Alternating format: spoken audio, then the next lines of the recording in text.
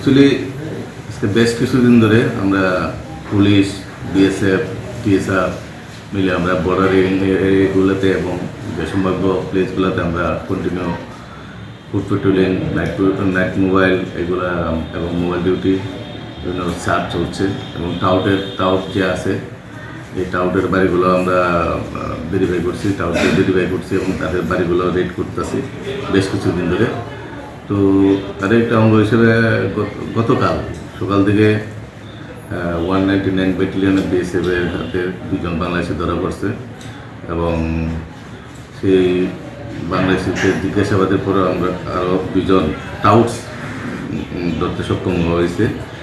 এই 2জন টাউট ছিল স্বপন গোয়াল এবং বিধান দেব, তাদের বাড়ি কৈলাসহর। এবং যে 2জন বাংলাদেশি ধরা পড়ছে তারা হলো মোহাম্মদ নূর এবং মোহাম্মদ আলামিন। তো তাদের বিরুদ্ধে আমরা দমনর থানাতে আইপিসি দ্বারা এবং পাসপোর্ট অ্যাক্টে আমরা মামলা নিছি এবং তাদেরকে আজকে আমরা কোর্টে প্রেরণ করছি। তো তারা কেন ইন্ডিয়াতে এসে কী উদ্দেশ্যে এসে তার বিষয় করার জন্য আমরা